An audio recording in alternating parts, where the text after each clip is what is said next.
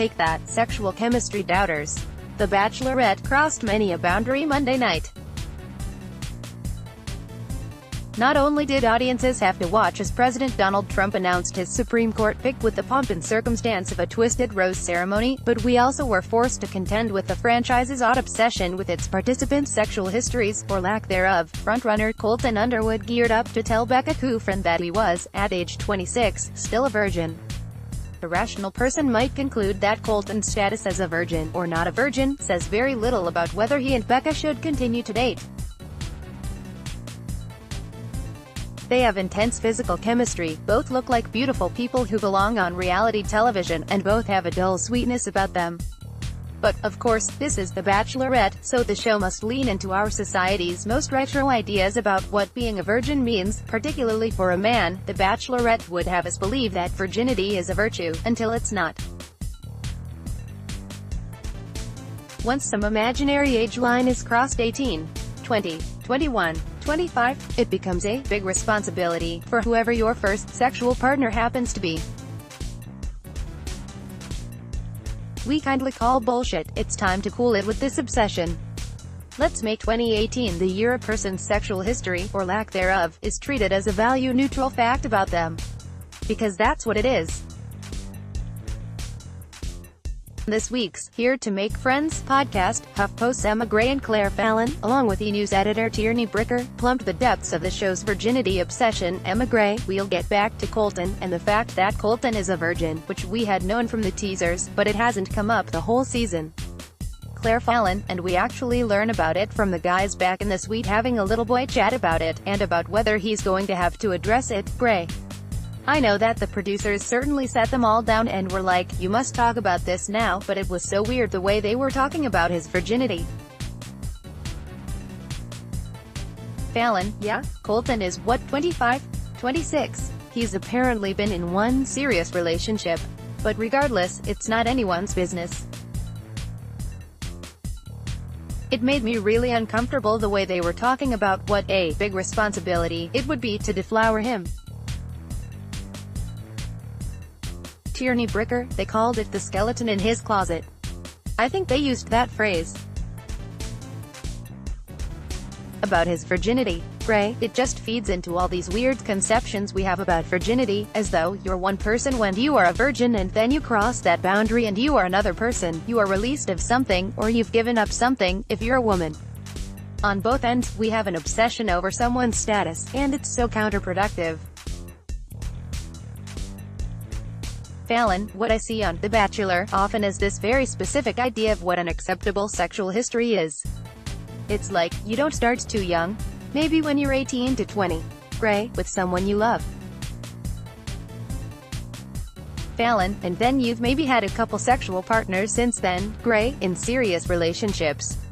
Fallon: you're definitely experienced enough to know what you're doing, but not so experienced that, Gray, that you're a slut. Fallon: right, it's very specific, and it's like, oh no, you missed the boat at 18 to 20. It's too late, you're damaged goods now. It's especially bad with Colton, I think, because he's a man. With women, we still get it on the show. Ashley had to defend herself a lot. Gray: we also do tend to fetishize virginity when it's a woman's virginity, because we still have this outdated conception of women as having to be pure, and that virginity grants them that. Whereas men are less manly, more feminine, haven't asserted their sexuality if they haven't had sex, and I thought Colton handled their conversation really well. Bricker: I did too. And you brought up that men hide the fact that they are, and he said that.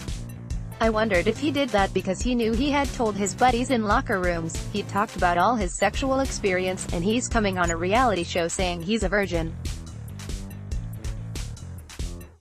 So I liked that he brought up the locker room talk, but I thought that was interesting that he addressed that he's lied. Fallon: I'm going to differ with you guys. I don't think he handled this conversation very well, and it made me more uncomfortable than the fact that he's a virgin.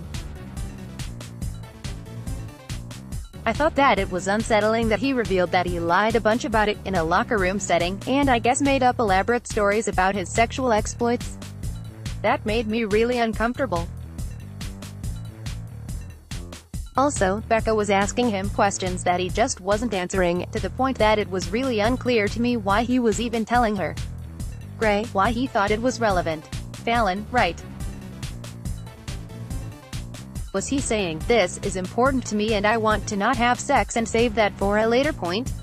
Or was he saying, this is a fact about me, I'm not experienced but I'm ready and my heart is open? Gray, that was the sense I got. How I read the situation was that a producer had really worked him up to being like, this is a thing about you. You need to share this with her. You can't go to hometowns and not have said this thing. So he sort of word vomited about it.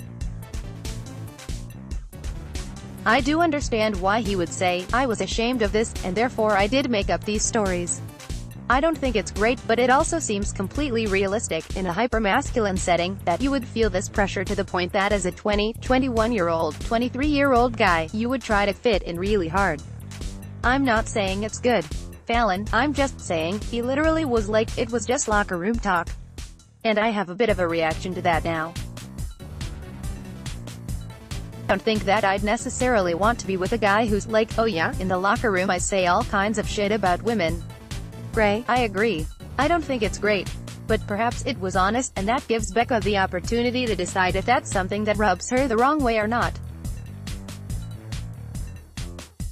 Bricker, he said he didn't think his dad knew he was a virgin. That must get in your head, too. You're about to voice this on national TV, and important people in your life don't know this about you.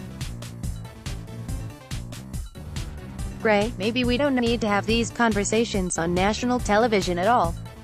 I walked away feeling like, what does this say about him?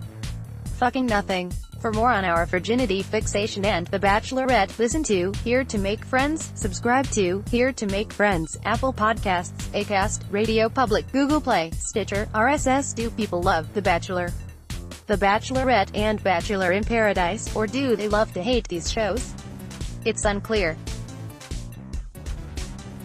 But at Here to Make Friends, we both love and love to hate them, and we love to snarkily dissect each episode in vivid detail.